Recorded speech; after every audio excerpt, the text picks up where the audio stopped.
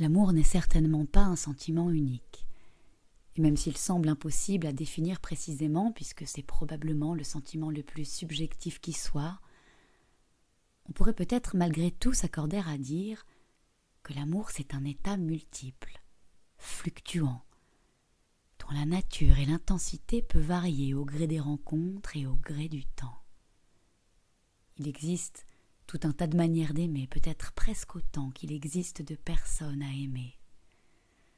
D'ailleurs, chaque nouvelle rencontre est l'occasion d'aimer différemment, de vivre une autre histoire et d'expérimenter une nouvelle dimension de l'amour. Et puis même quand on partage de l'amour avec quelqu'un qu'on a choisi, c'est un sentiment qui reste autonome, qui naît, qui grandit, qui fluctue, qui peut mourir parfois avant de renaître à nouveau, mais dans tous les cas, un amour qui dure, c'est un amour qui se polit, se façonne avec le temps.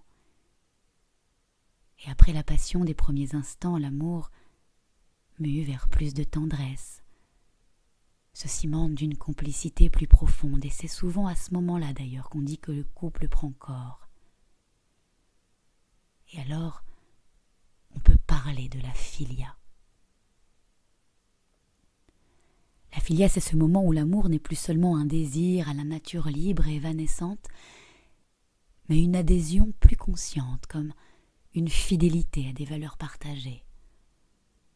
La philia, c'est l'amitié. C'est l'amour complice qui n'est plus à remettre en question d'un couple de longue date. C'est une forme de constance sécurisante entre soi et l'autre. Alors dans quelques instants, j'aimerais vous proposer de vous connecter à cet état, à la philia, et de partir à la découverte de tout ce que cet état de l'amour, à la fois précieux et fragile si on n'y prend pas garde, a à vous offrir.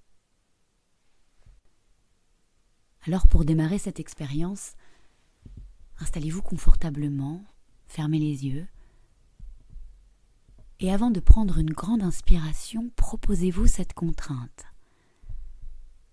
Une fois vos poumons remplis d'air, bloquez cet air un instant, 5 secondes, avant d'expirer le plus profondément possible sur 5 secondes encore. Et recommencez. Inspirez.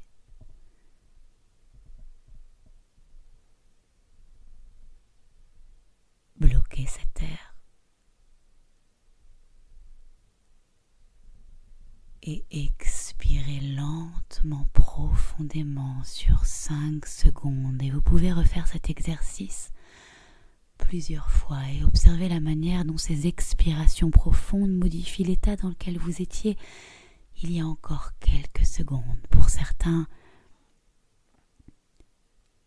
expirer longuement, vider ses poumons, c'est comme une plongée à l'intérieur, comme un silence dense qui pénètre dans le corps. Et pour d'autres, c'est comme une manière de s'en séparer, de se décaler vers une forme nouvelle, plus légère, plus libre. C'est comme reprendre sa liberté. Observez les variations de vos ressentis. Demandez-vous si vous êtes dedans ou dehors, et plus vous remarquez la nouvelle pesanteur qui vous emmène avec elle, plus vous entrez dans l'état hypnotique et ressentez comme vos muscles se relâchent de plus en plus à chaque expiration. Portez son attention sur la manière dont on expire. C'est comme ouvrir une porte intérieure ou extérieure à soi et se connecter à un ailleurs, et des sonorités peuvent apparaître. Parfois c'est un bourdonnement sourd ou un son plus aigu.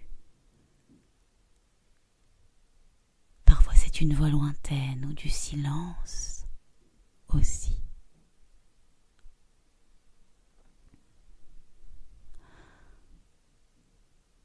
Ces images aussi peuvent prendre vie et je serais curieuse de ressentir la luminosité de votre destination, de connaître les contours du paysage que crée votre souffle continu. Et maintenant que vous savez que cet état va continuer de s'amplifier à chaque expiration, vous pouvez retrouver un rythme plus confortable et ressentir comme en quelques secondes, on peut canaliser un flux, ralentir les pensées, lâcher prise. On peut être comme libéré de quelque chose, comme se sentir délesté d'un poids et être plus paisible en soi-même.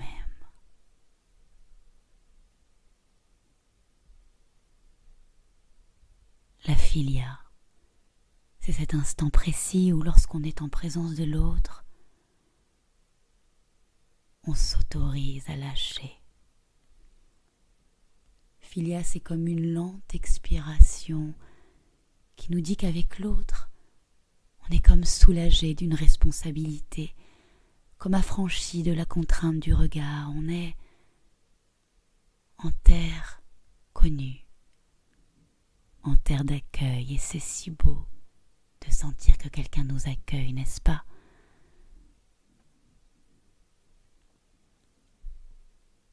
Visualisez la personne qui vous amène la filia. Ça peut être une compagne ou un compagnon de route, de cœur. Regardez-la dans les yeux et prenez conscience d'à quel point ce qui vous lie à cette personne est honnête, égal, franc. Demandez-vous ce que ça vous fait de l'avoir dans votre vie. Filia, c'est peut-être le visage de l'amour le plus essentiel pour un être humain parce qu'il est le plus solide et le plus constant. Filia, c'est comme de partager avec l'autre la possibilité de se mettre à nu. Filia, c'est la communion de deux vérités sans masque, de deux fragilités offertes, de deux existences camarades qui se choisissent parce qu'elles partagent le même vœu.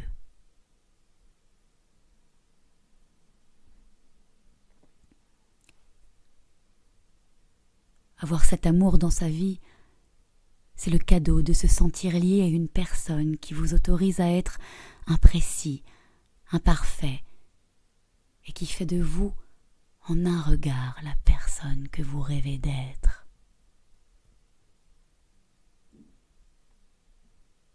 Demandez-vous ce que cette personne pourrait vous dire aujourd'hui.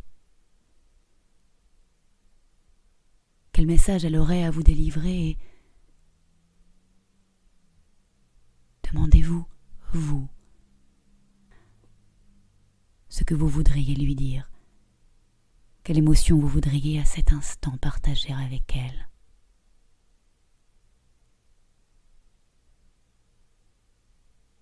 Dans quelques secondes, cette expérience va se terminer, mais avant de revenir à un état plus habituel et de reprendre le cours de votre vie, avancez vers cette personne et laissez naturellement votre corps faire un geste pour elle. Un geste empreint de toute la gratitude que vous avez à l'égard des moments que vous avez partagés, parce qu'à travers cette expérience, vous prenez conscience que la nature de la filia s'écrit au passé. En regardant derrière son épaule, car tout comme le plus résistant des cuirs, la filia se nourrit du temps,